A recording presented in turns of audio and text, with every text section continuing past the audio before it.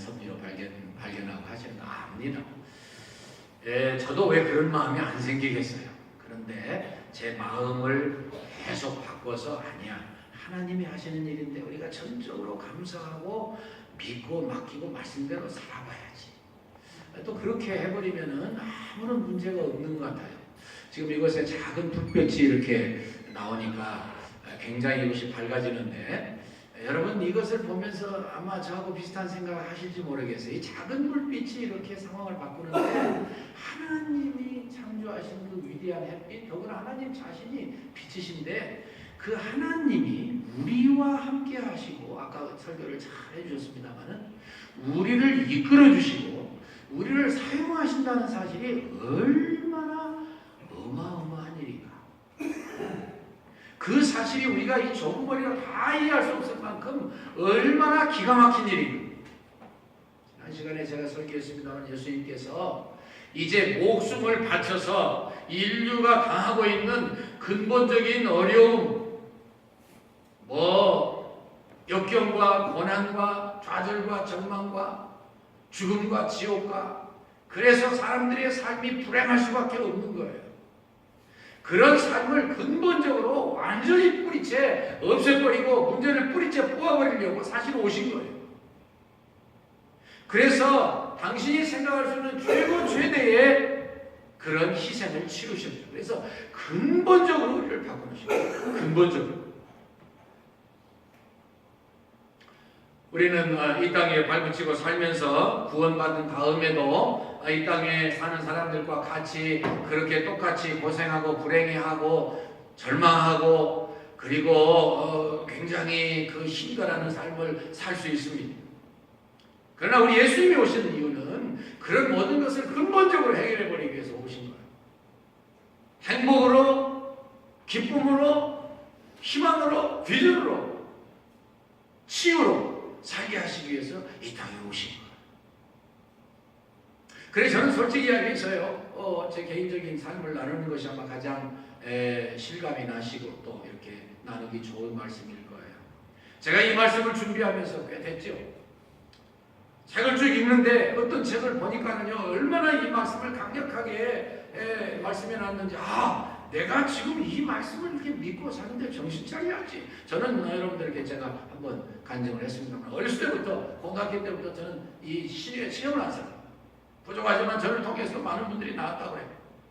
그래서 다시 한번 정신을 차리고, 그렇지, 하나님이 주신 이 위대한 역사, 하나님이 이미 다 이루시고 우리에게 다 주셨는데 내가 지금 뭐하고 있는 거예요?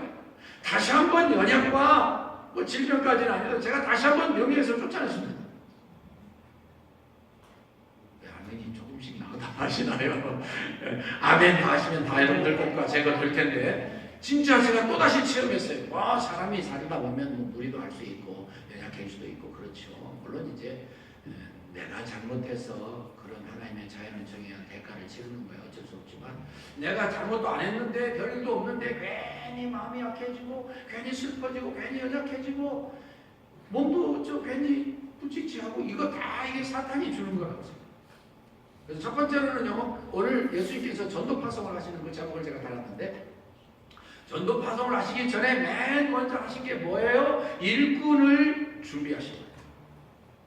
그래서 파송되는 사람들, 그 제자들의 이 특권이 뭔가? 첫 번째 대지에서 저는 1절과 8절을 많이 읽었어요. 예수님 하신 일 보면은요, 예수님이 얼마나 현실적이시고 우리 얼마나 사랑하시는가 알 수 있습니다. 예수님이 다 아시는 말씀이지만 지금도 질병의 원인도 모르고 이름도 모르고 죽어가는 분들이 얼마나 많습니까? 근데 그때 당시 말해 뭐 하겠어요? 그러니까 우리 예수님께서 죄악 때문에, 아담이 죄를 범함으로 말미암아서 죄악이 이 땅에 들어왔고 그러므로 인해서 죽음이 오고 그 사이에 질병이 너무나 많은 걸 알고서는 이 예수님께서 말씀하시고 사역하시는 기록을 하게 하실 때마다 계속해서 질병을 주도하시고, 놀라운 말씀입니다. 다시 다시 말씀드리지만 내가 잘못하고 하나님 은총을 주시고자 하시는데도 반대로 거꾸로 막 무리를 하고 막 그냥 넘어지고 자빠지고 다치고 그럼 어떻게 해요? 하나님도 하실 수 없죠. 그러나 내가 조심하고 자연은총을 따라서 음식도 건강도 최선을 다하는데 연약해진다고 하는 것은 사단의 장난일 수 있어요. 그리고 그런 최선을 다하면서 자연 치유를 통해서 하나님이 주신 이 몸 자체에 있는 그런 자연 치유력, 회복력을 통해서 최선을 다할 때 하나님 반드시 주신다고 믿어요. 기회를 드려도 너 해라, 나 듣는다 그러시는 건 아니겠지만 정말 하나님께서 그런 은혜를 여러분들에게도 많이 베어주시지만 저희에게도 많이 베어주셨어요. 특별히 저도 그렇죠. 저희 집사 저희는 뭐 그렇게 오래 하나님의 은총을 참 구하고 체험했기 때문에 우리 예수님이 이 땅에서 1절 보세요. 뭐라고 그랬었어요? 예수님께서 제자들 이제 보내시면서 뭐라고 그러시냐면은 귀신을 쫓아내고 이건 중요한 이야기입니다. 여러분. 귀신이 항상 장난해요. 예수님께도 와가지고서 찝쩍거리는 녀석인데 우리에게 가만 놔두겠어요? 시대대로 우리가 연약해지고 약점 있는 거 속속 사용해가지고서는 마음에 부정적인 생각, 연약한 생각, 안 된다는 생각, 그 이상한 생각 집어넣어요. 그래서 우리가 성령 충만해야 되는 거예요. 성령 충만하면 귀신들이 감히 가까이 오지도 못합니다. 우리가 늘 그럴 수는 없잖아요. 그러니까 귀신이 자꾸 장난하고 자꾸 꼬이고 우리 귀에가 이상한 소리 들리게 하고 그리고 생각나게 쫓아내실 줄로 믿습니다. 나사렛 예수 그리스도의 명하노니 귀신아 물러가라. 귀신은 다시 말씀드리지만 예수님 말씀하신 대로 요한복음 10장 1절 도적이 오는 것은 도적질하고 죽이고 멸망시키려는 것뿐이요 그게 귀신의 장난이에요. 내가 온 것은 양으로 생명을 얻고 더 풍성히 얻게 하려는 것이다. 그리고 말씀하시기를 제자들을 파송하시면서 전도인으로 내보내시면서 귀신을 쫓아내고 그리고 각종 질병과 연약을 고치게 하셨다고 했어요. 이 질병의 중요한 원인들입니다. 질병이라고 하는 것은 여러 종류가 있고요. 연약이라고 하는 것은 질병 때문에 몸이 약해진 걸 말씀하는 거예요. 그러니까 하나님께서 맨 처음 아담을 창조하실 때 그 모습으로 회복시켜 주신다는 이야기예요. 8절은 더 놀라운 말씀이 있습니다. 8절에도 보니까는요. 예수님께서 보내시면서 뭐라고 그러셨습니까? 거기에서는 질병 먼저 말씀하셨어요. 질병을 고치고 죽은 자를 살리고. 여러분들과 제가 이런 놀라운 능력을 받았어요. 전도자로 파송됐기 때문에. 죽은 자를 살리고 그때 당시에 천형의 표상이라고 할 수 있는 하나님의 저주의 표상이라고 할 수 있는 한센병, 나병 환자를 고치고 그리고 귀신을 쫓아내는 그런 능력을 주셨습니다. 얼마나 위대한 역사인지 모릅니다. 뭐 물질적이고 그리고 영향력 있는 지위에 올라가고 여러 가지 뭐 놀라운 그러한 삶을 사는 것뿐만 아니라 근본적으로 누구에게든지 하나님 그 위대한 특권을 주셨어요. 그래서 참 이 하나님의 사람들이 받은 이 특권이 얼마나 위대한가를 몸서리 치도록 그렇게 이해하시고 그런 마음으로 꼭 붙잡으셔야 돼요. 사모하고 붙잡고 믿고 기도하면 이루어질 줄로 믿습니다. 이 말씀을 대하면서 전해답지 않게 여러분들도 그렇게 기도해 주시고 기대하시고 그러시겠습니다만 마음이 좀 더 막 새로워지고 하나님이 이렇게 어마어마한 능력을 주셨구나. 하나님이 아무나 주신 거 아니잖아요. 우리에게만 주신 거잖아요. 예수님께서 8장 19절에 보니까 한 서기관이 나와가지고서 그렇게 말씀한 거 여러분들 다 들으셨죠? 읽어보셨죠? 예, 선생님 내가 어디든지 예수님 따라가겠습니다. 예수님 허락하셨어요? 안 하셨어요? 안 하셨어요. 만약에 예수님께서 그 서기관 다른 말로 표현하면 율법학자라고 할 수도 있죠. 그 사람 제자로 받아들였으면 예수님 제자들 가운데도 그럴듯한 사람 한 사람 있을 뻔했어요. 허락 안 하셨습니다. 여도 불이 있고 봉중이라는 새도 거쳐가 있을 때 인자는 머리 둘 곳이 없다. 너 내가 좀 인기가 있으니까 뭐 나 따라와 가지고서 계속 인기 누리고 재밌게 괜찮게 살려고 하는 모양인데 no! That is not the way of disciple. 그것은 제자의 길이 아니야. 허락 안 하셨는데 예수님이 선택하신 분들 보면은요 한결같이 가룟유다는 좀 나았을지 모르지만 한결같이 시골뜨기 정말 미안하지만 불황무식하고 뭐 전통으로 보나 집안의 그런 전통이나 혹은 가문이나 뭐 매를 게 없는 사람들, 공부도 그렇게 많이 못한 것 같아요. 그런 사람들을 예수님이 희한하게 다 선택하셨습니다. 갈릴리 제자, 갈릴리 그 어부들이 줄을 입었죠. 어부들이 무시해서가 아니라 뭐 얼마나 알겠어요. 무슨 경험이 얼마나 있겠어요. 사회적인 무슨 지도자의 위치에 있었겠어요. 그런데 예수님은 그들을 선택하셨어요.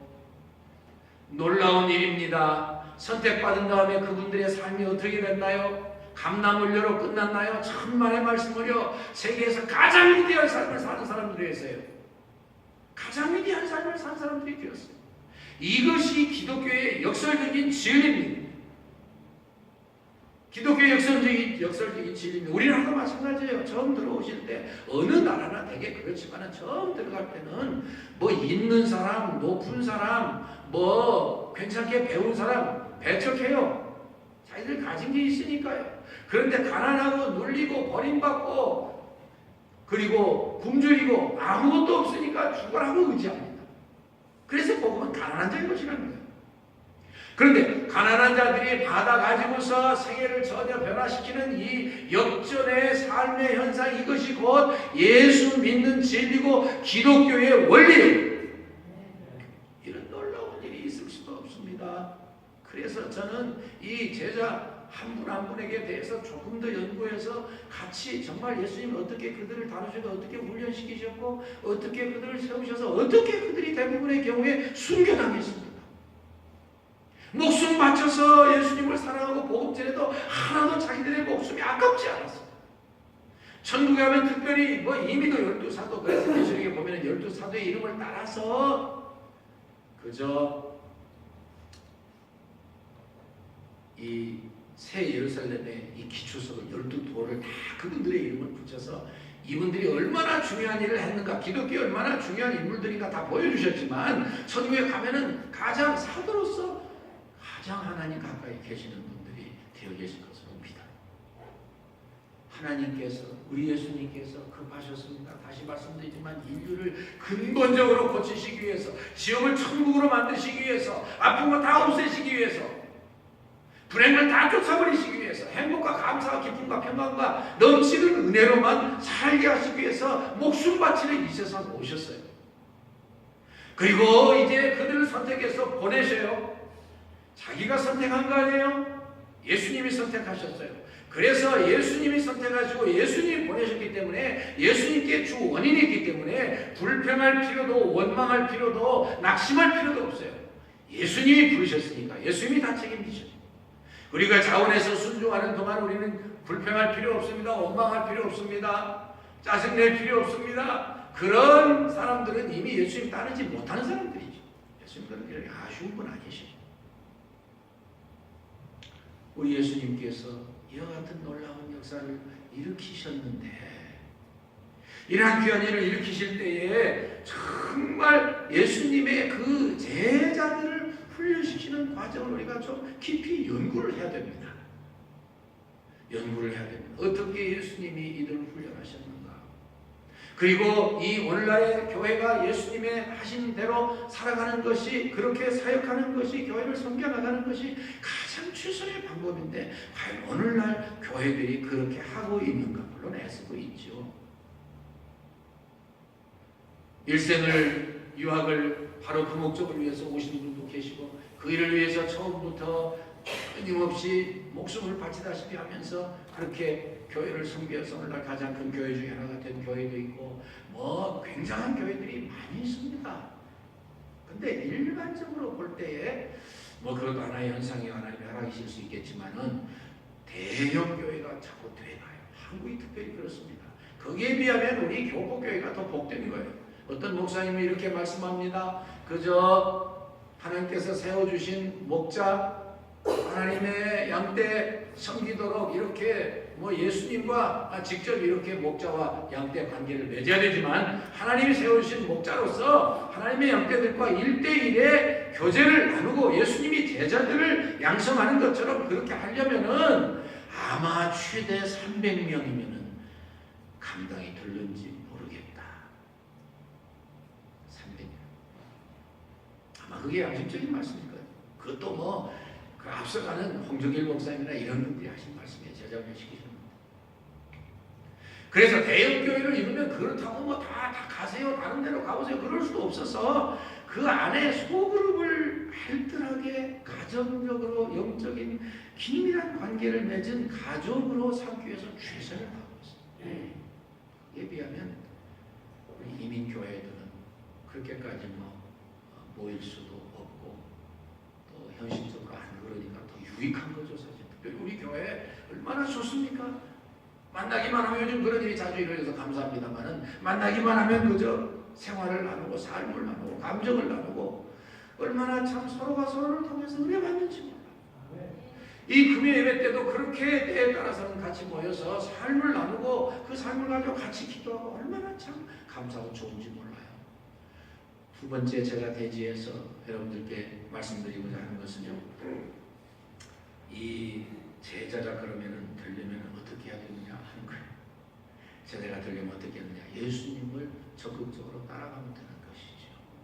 예수님이 이루신 그 삶을 본받으면 되는 것이죠. 다시 말씀드립니다. 예수님이 하신 일은요. 정말 선택하셔서 훈련하시는데 물론 예수님은 선생님 중에 선생님이시고 하나님이셨기 때문에 그분에게 뭐 예를 들어서 한 달만 배워도 세상에서 배우는 누구보다 더 뛰어날 수 있어요. 근데 3년 반을 배우셨으니까 이제는 더 이상 사도 되신 분들 보고 무식하다고 할 수는 없는 거죠. 근데 우리 예수님께서 하신 거 보면 그들에게 주로 초점을 맞춰서 당신의 사역을 하셨습니다. 그 원리를 알아야 된다고 합니다.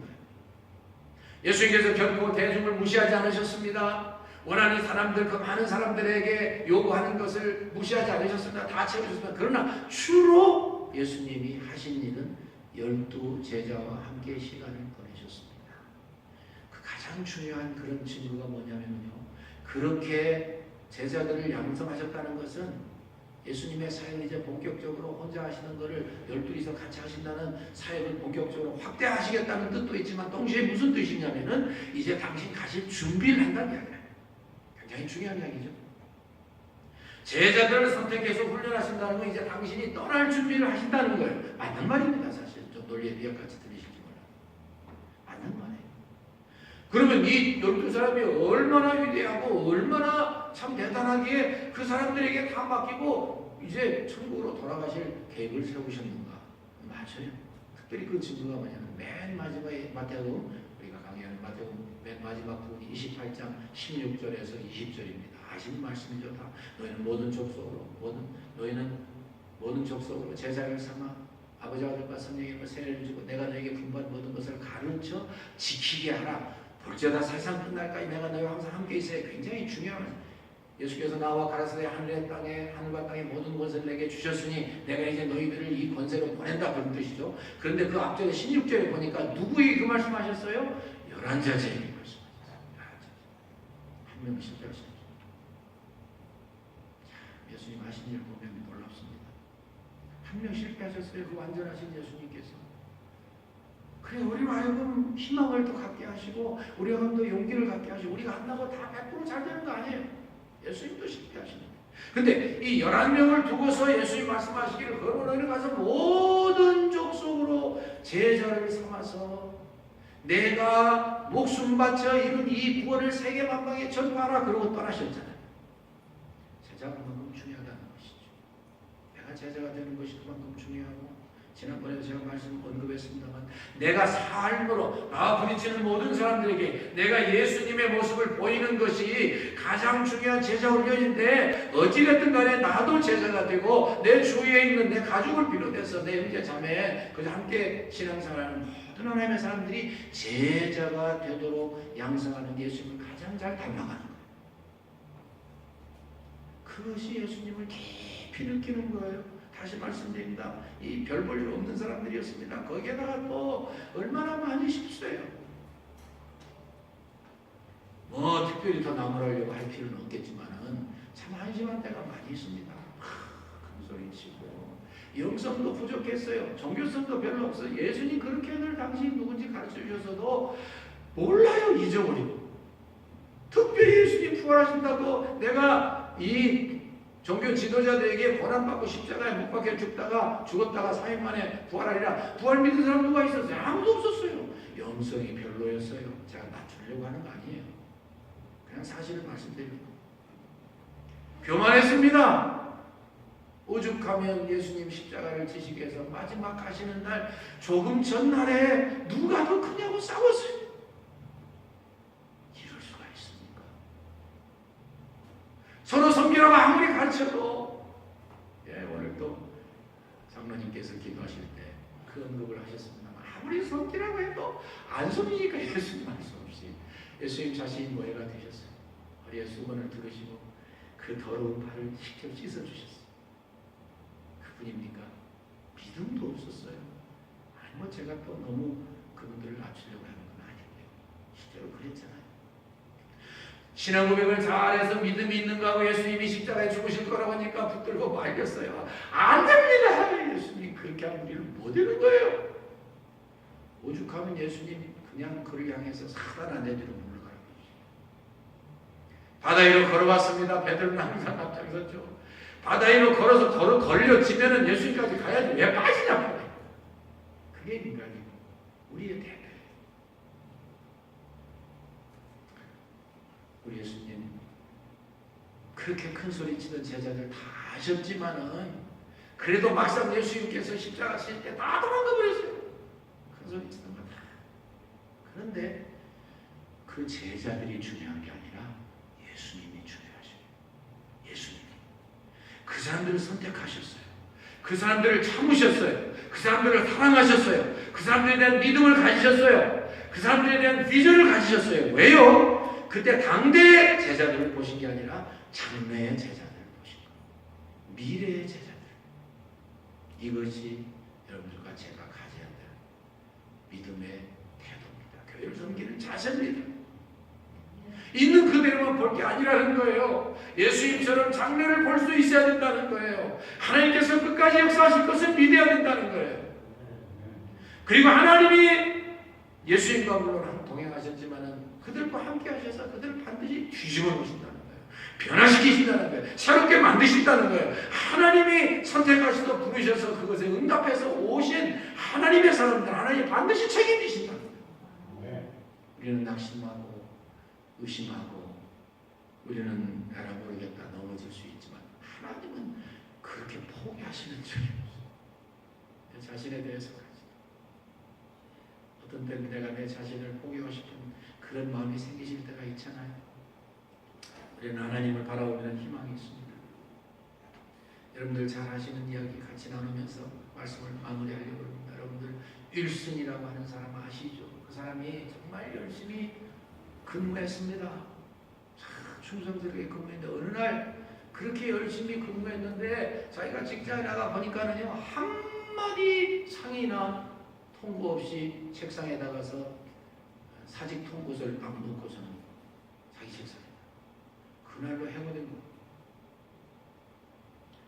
너무 기가 막혀서요 그 길로 나와가지고 분노와 누군가 나를 고자질해서 잘못된 이야기 한 거지 복수심과 이제 너무 창피해서 집에 돌아갈 수가 없어서 가족들 볼 면목이 없어서요 그냥 그 길로 가서 복수와 이 죽음 생각만 하면서 다닌 거예요. 가족들 볼 아치 없어 창피해가지고. 그래도 다행히 그가 마음을 수습하고 달아왔습니다. 그래서 눈물로 아내에게 이야기했어요. 여보, 내가 최선을 다해서 직장 생활을 한다고 그러고 나는 정말 열심히 했는데 내가 오늘 이런 일을 당했어.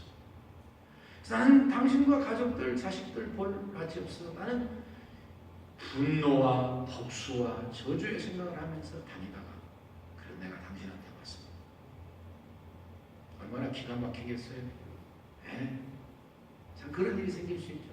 그때 이 아내가 남편을 꼭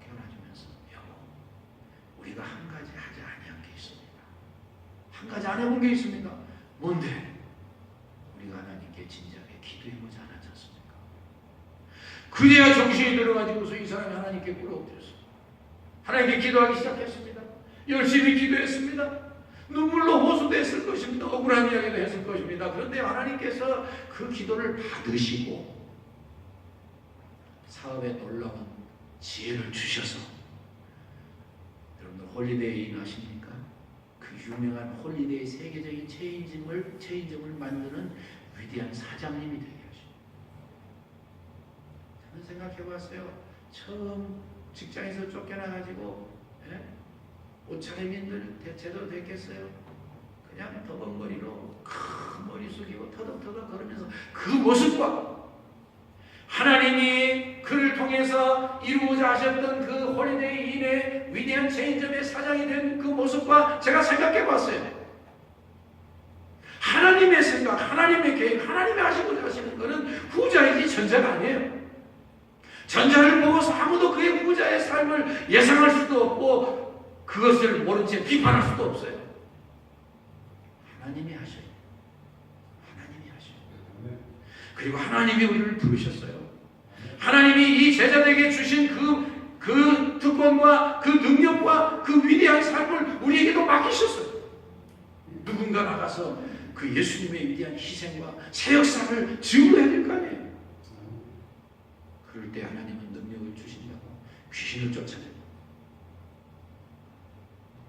마가복음 6장과 누가복음 9장, 10장, 누가복음은 좀 더 구체적이죠. 10장에는 따로 70인을 보내셨어요. 예수님 부지런히 당신이 하고자 하는 그 중요한 일을 빨리 전파하셔야 되겠으니까요. 70인이 나가서 비슷한 명령을 하나님 주셨어요. 예수님 주셨어요. 귀신 쫓아내요. 돌아가지고 뭐라고 한 거 아시죠? 70인이 기뻐 돌아와 예수님께 보고하시기를, 주여, 주의 이름으로 귀신들도 우리에게 항복하더이다. 70인은 12사도도 아니에요. 여러분들과 제가 그래서 이 좀 자료가 뭐 많지는 않겠지만 제가 한 분 한 분 좀 이런 기회가 아니면 베드로에 대해서, 안드레에 대해서, 야고보에 대해서 언제 좀 깊이 볼 수 있겠냐. 하나님의 역사를 깊이 채워가서 예수님의 그 사랑과 인내와 긍정과 적극과 비전의 믿음의 그 자세로 그들을 어떻게 만들어 가시는가 한 번씩 보면서 우리 교훈으로 삼을 때 그 은혜가 임하시기를 주의 이름으로 축원합니다. 감사합니다. 주님, 저에게 주신 이 놀라운 특권을 마음에 새기면서 그것이 위대하고 그것이 능력 있고 그것이 한이 없는 것만을 즐거워할 것이 아니라 예수님의